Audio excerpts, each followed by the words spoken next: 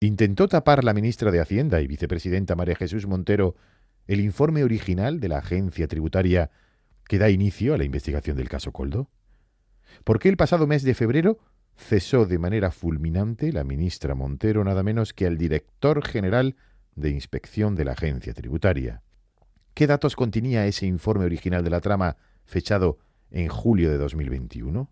¿Qué sucedió curiosamente en julio de 2021? ¿Qué relación tiene un país como Georgia con la supuesta trama de corrupción? ¿Por qué Víctor de Aldama, el comisionista cabecilla de la trama, es cónsul honorífico de un país como Georgia? Te cuento en los próximos minutos la intrahistoria de estos detalles trascendentes que dan un vuelco a la investigación que salpica al gobierno. Esto es Atando Cabos, el podcast de política de Onda Cero. El resumen de lo más relevante de la semana y lo que nadie te ha contado. Las negociaciones políticas, las conversaciones fuera de micrófono y las decisiones de Moncloa, de los partidos políticos y de los jueces y tribunales. Atando Cabos, Juan de Dios Colmenero.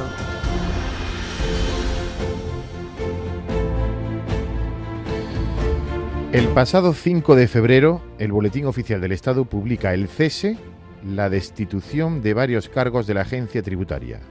Entre ellos, el número 2 de dicha agencia, el director de Inspección Financiera y Tributaria, Javier Hurtado, y la delegada de dicha agencia en Aragón. ¿Qué habían hecho estos dos altos cargos de Hacienda para ser fulminados sin previo aviso?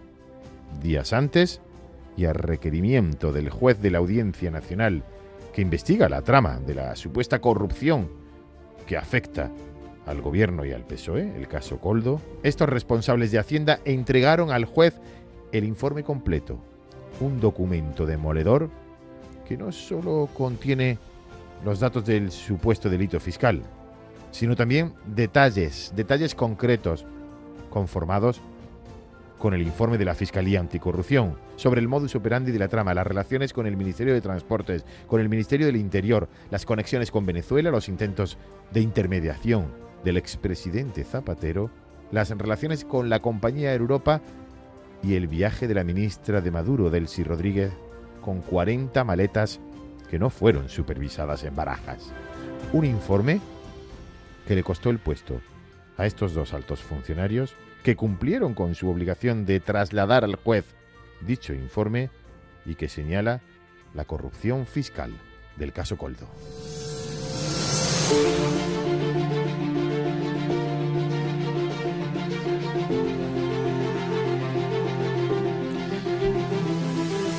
El comienzo de este informe explosivo, origen de la trama, se remonta a junio del año 2020. En aquella fecha, un funcionario, inspector de gran experiencia, Raúl Burillo, destinado en Zaragoza, y después de haber investigado en otros destinos como Baleares casos relevantes de corrupción como el Palmarena o el caso Nos, comienza a investigar a una empresa con sede en Zaragoza, Soluciones de Gestión, al encontrar posibles irregularidades. Un plan de inspección de las devoluciones de IVA. El primer motivo fue la devolución solicitada de cuotas de IVA superiores a las devengadas del ejercicio 2019. Esta empresa levantó además la sospecha fiscal porque tenía actividades cuestionadas en Angola y estaba prácticamente inactiva. En el año 2019, Soluciones de Gestión, esta empresa, ingresó 0 euros. En el año 2020 ingresó 54,5 millones de euros.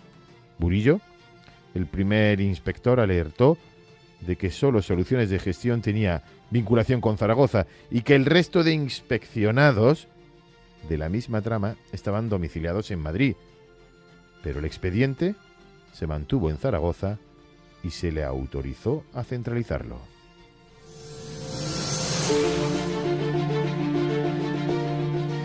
Tras las investigaciones, 10 meses más tarde, en julio de 2021, Burillo, este inspector, tenía ya conocimiento completo de toda la trama a partir de las declaraciones del IVA y del modelo 347 de operaciones de proveedores y clientes del año de la pandemia, que Soluciones de Gestión presentó en el primer semestre de 2021, y de numerosos requerimientos de información a terceros que tuvieron su colofón en la declaración del impuesto de sociedades de 2020 presentada en julio de 2021.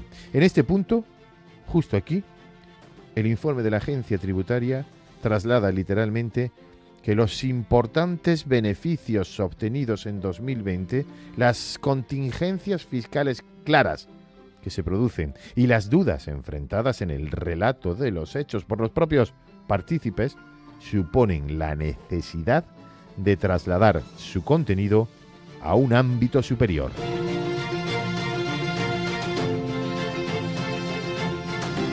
Y así se hizo, se trasladó a un superior a principios de julio de 2021. ¿Y qué ocurrió justo en julio de 2021, después de que ese informe fuera elevado? El 11 de julio de 2021, Pedro Sánchez cesó a Ábalos como ministro de Transportes y el 13 de julio como secretario de organización del Partido Socialista.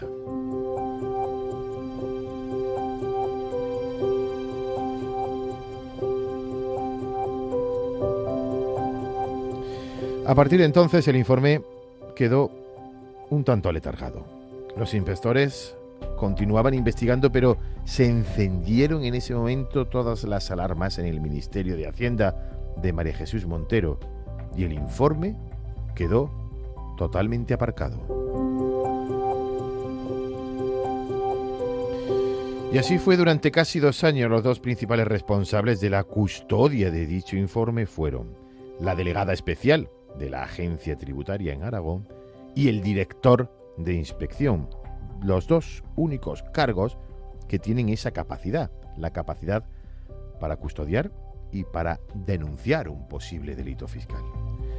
El 20 de enero de 2024, el juez de la Audiencia Nacional, Ismael Moreno, requiere a la Agencia Tributaria un informe que recopile toda la información. Ese documento recopilatorio estaba ya hecho desde hace casi 2 años. Se añadieron nuevas investigaciones, nuevos datos y fue remitido a la Audiencia Nacional. En las conclusiones de la investigación de Burillo estaba el delito fiscal, que pasa del IVA a las sociedades interpuestas por Víctor de Aldama y que declaraba ingresos de solo 10.000 euros para no tributar por IRPF. Pero lejos de quedarse en una enumeración de contingencias fiscales, el informe incorpora una minuciosa explicación de la trama y de sus relaciones con el gobierno de Pedro Sánchez, con Globalia, con Europa y con la Venezuela de Nicolás Maduro. Días después de la presentación del informe, esos dos altos cargos de la agencia tributaria, Javier Hurtado y Paloma Villaró, fueron cesados de forma fulminante por la ministra y vicepresidenta María Jesús Montero. Luego estalló el escándalo y se hizo público, y era en ese momento cuando la ministra de Hacienda le aconsejaba a Ábalos qué hacer en su lugar. Y por tanto le corresponde a él tomar cualquier decisión en este sentido. Yo sé lo que yo haría. Yo sé lo que yo haría. No puedo decir lo que el señor Ábalos quiere hacer o va a dejar de hacer. Yo sé lo que yo haría. ¿Y usted dejaría el escaño? Usted sabe lo que yo haría. Perfectamente.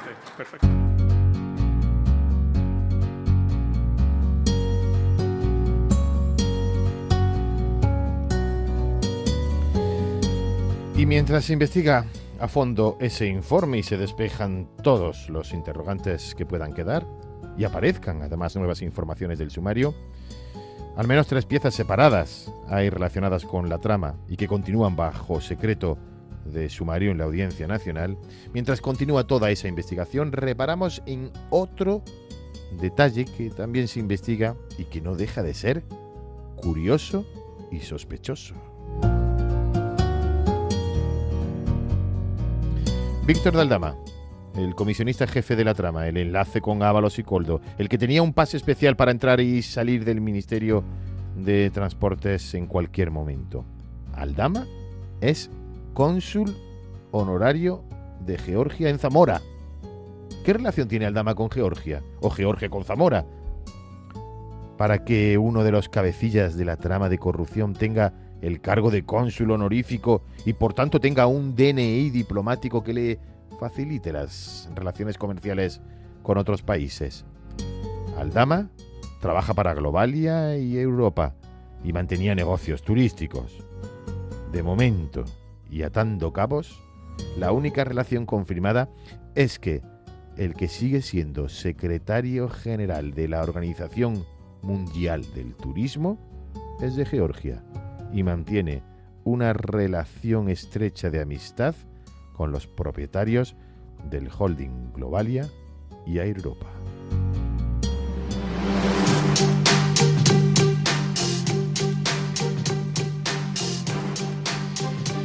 Esta es la fotografía sonora de la semana. ¿Pero qué ha hecho como ministra de Hacienda con la trama? ¿A qué responden sus decisiones y, sobre todo, sus silencios en relación a la misma? Y fíjese que a usted le gusta hablar.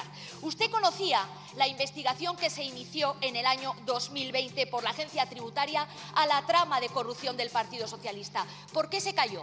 Usted también conocía perfectamente la auditoría del contrato de mascarillas de la Intervención General. No es lo mismo que un contrato se amañe para que otro se enriquezca, que los contratos sean legales y haya personas en el entorno que se hayan enriquecido. No es lo mismo. Tanto en el Gobierno de España, en el Gobierno de Canarias o en el Gobierno de Baleares. Nadie duda. Pero es que todavía alguien duda que el presidente del gobierno no conocía las venturas y las desventuras de su gran amigo Koldo, el gigante de la militancia socialista. ¿Alguien lo duda? ¿Para cuándo las explicaciones? ¿Para cuándo las dimisiones? ¿Me va a contestar o va a reservarse para la comisión de investigación en el Senado? Yo les digo una cosa, señorías, ruego dejen silencio. de insultar la memoria de las víctimas del terrorismo y también la inteligencia de los españoles con su gran mentira. Porque de esos lodos, estos polvos, la gran mentira del 11 de marzo es el acta fundacional de este proyecto político destructivo que ustedes representan desde hace 20 años a esta parte. Estamos ante un supuesto muy grave de corrupción, señor presidente, que afecta a su gobierno, a su partido y probablemente a usted. Sinceramente, dé explicaciones, sinceramente dé la cara, díganos hasta dónde puede llegar esta trama de corrupción. Que tenga coraje, que sea valiente, que exija la dimisión de la señora Ayuso como presidenta de la Comunidad de Madrid, aunque eso le cueste el puesto como al señor Casado. Usted ha cometido un gravísimo error en esta sesión de control. Allá usted. Seguro que en su casa no están muy contentos con lo que usted acaba de decir. Per no dependre de la irresponsabilitat dels que posen per davant del país els interessos de partit. Para no depender de la irresponsabilidad de los que ponen por delante del país los intereses de partido y por mi convencimiento que la política solo puede basarse en la responsabilidad y ambición, y para continuar mirando el futuro con toda la fuerza, he decidido convocar elecciones para el próximo 12 de mayo. Eleccions al Parlament de Catalunya per al proper 12 de maig. El dia que prengui una decisió al respecte, la comunicaré, naturalment, amb aquestes hores de què disposem tot és molt prematur, però si hi ha una decisió al respecte, perquè efectivament si hagués d'haver una decisió afectaria les meves previsions inicials de ser candidat al Parlament Europeu, doncs la comunicaré degudament, però no és el moment de fer-ho ara. ¿Podría conjugar ambas candidaturas? Jo crec que no, jo crec que no és possible. Votos emitidos 350, votos sí 178, votos en contra 172, abstenciones ninguna. En consecuencia, queda aprobada la proposición de ley orgánica para la normalización institucional, política y social en Cataluña. Es evidente que nosotros tenemos el referéndum recogido en el acuerdo que alcanzamos en noviembre con el Partido Socialista. Veremos, nuestra prioridad es Cataluña, lo era, lo es y lo será.